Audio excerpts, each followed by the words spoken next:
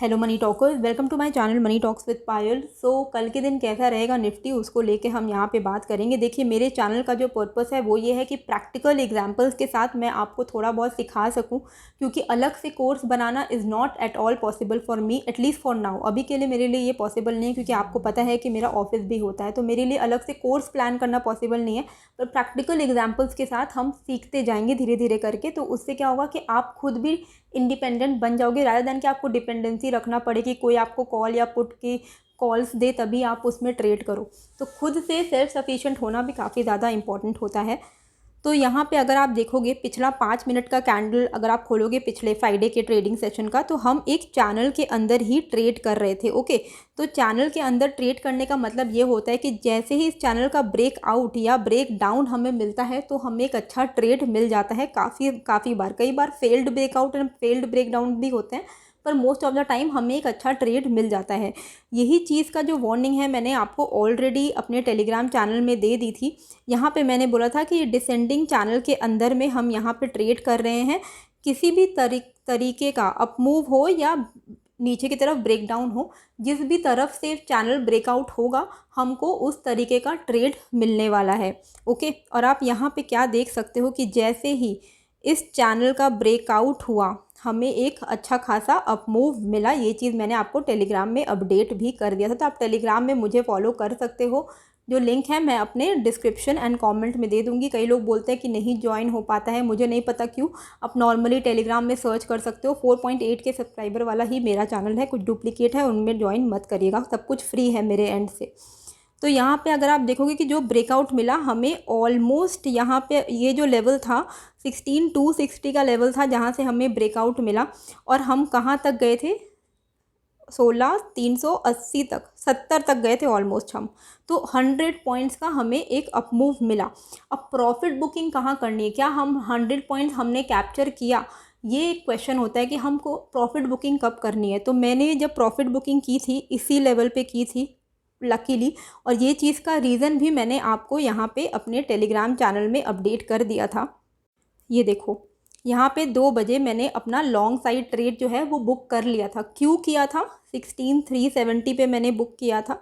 क्यों? क्योंकि ये जो लेवल है 16,370 से लेके 16,410 410, ये जो एक इम्पॉर्टेंट लेवल है, बिग रेजिस्टेंस है। ये चीज़ मैंने आपको बहुत बार न्यूमरस टाइम्स अपने वीडियोस में बताया हुआ है।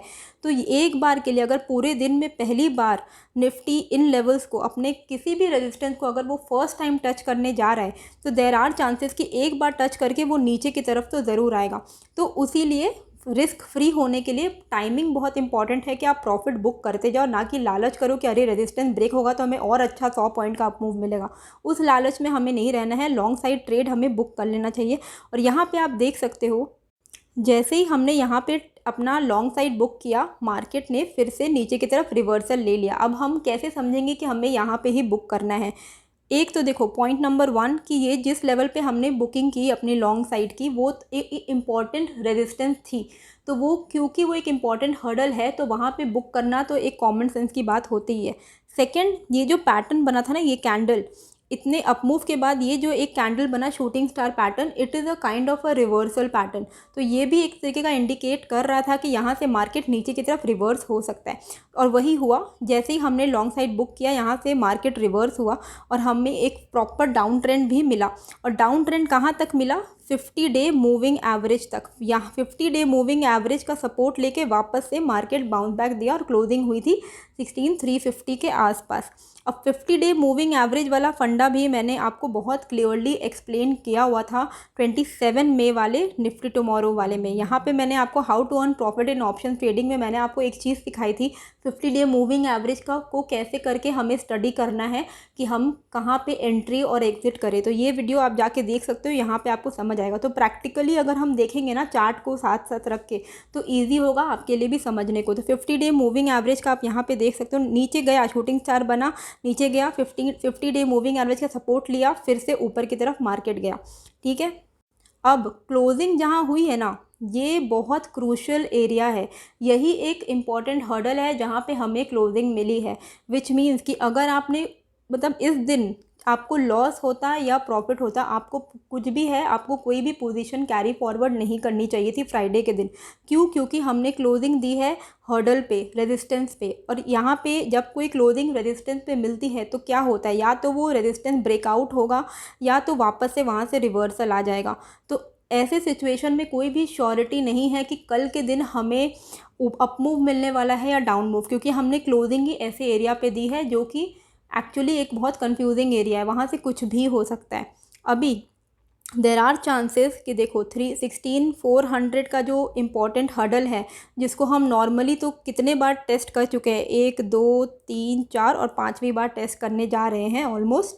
तो 5 बार हमें ऑलमोस्ट रिजेक्शन मिल रही है, तो हो सकता है कि ये रिजेक्शन जो बार बार हमें टेस्ट करने से मिल रही है, हो सकता है ये गैप अप से टूट जाए।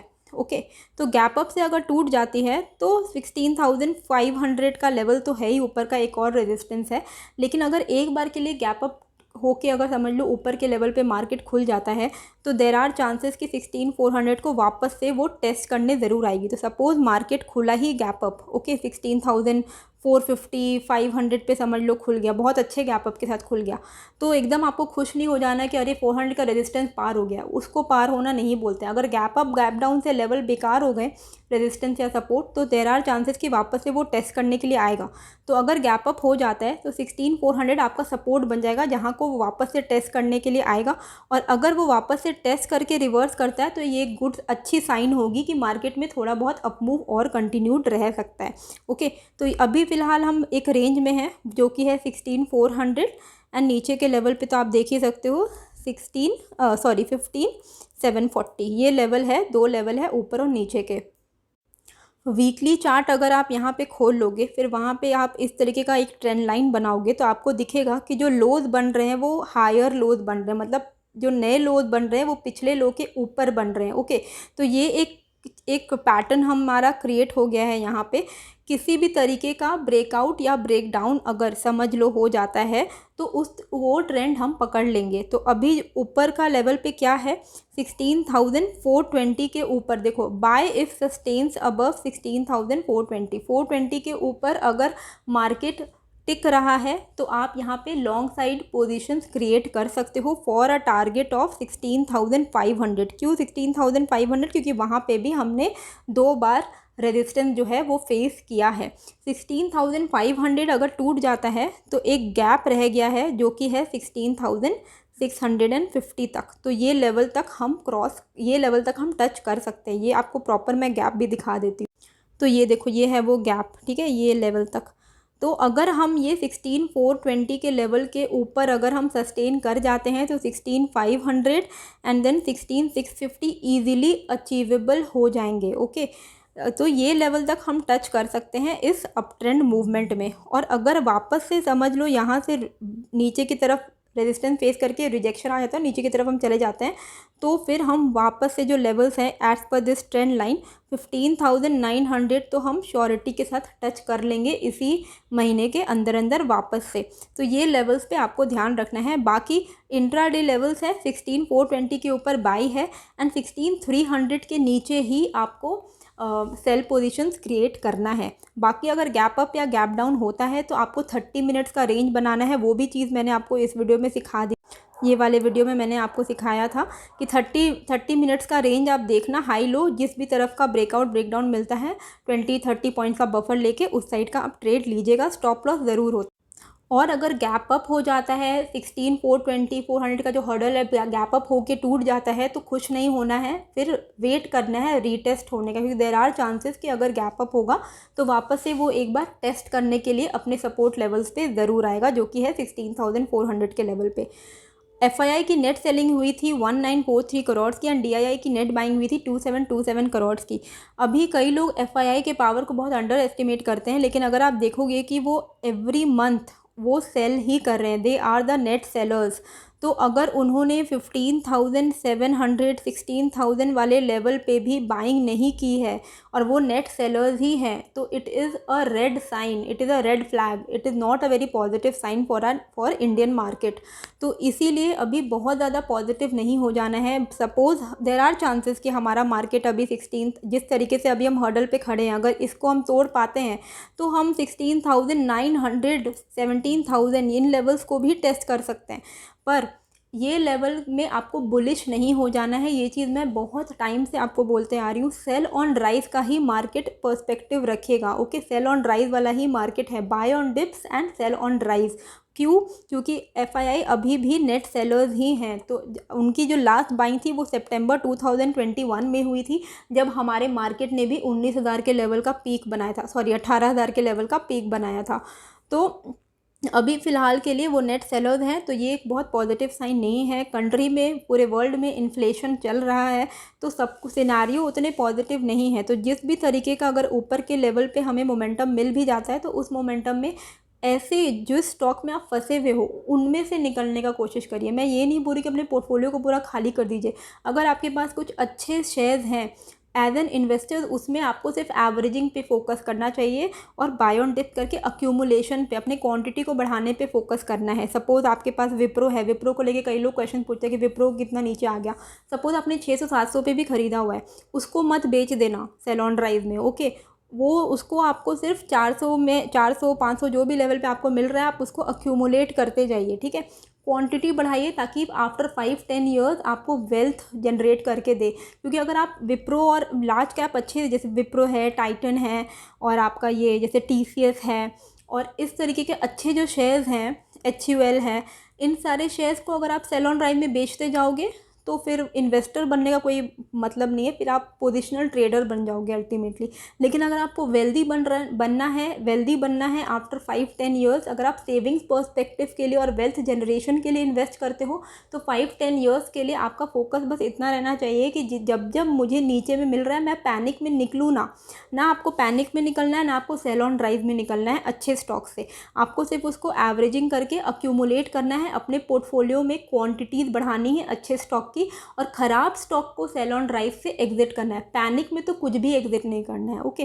पैनिक में नीचे के लेवल्स पे कुछ भी शेयर्स को सेल मत करिए। एंड सेल ऑन राइज जब 16,700 17,000 पे हम पहुंचते हैं, तो बेकार स्टॉक्स को हटाइए और अच्छे स्टॉक्स को रखिए, ताकि और जितने भी नीचे के लेवल्स पे हैं उनमें बाय ऑन डिप करके उनमें क्वांटिटी बढ़ाइए। तो इस तरीके से आपका पोर्टफोलियो भी एक स्टैंडर्ड पोर्टफोलियो, एक अच्छा पोर्टफोलियो बनेगा, जो आपको 5-10 ईयर्स में अच्छे वेल्थ जनरेट करके देगा, ओके। आई होप आपको ये व्यू जो है, मेरा जो कहने का मतलब था, वो समझ आया होगा। टेलीग्राम का जो लिंक है आपको कमेंट में मिल जाएगी, ज्वाइन कर सकते हो। मिलते हैं फिर एक नए वीडियो के साथ। नए हो तो सब्सक्राइब कर लीजिएगा।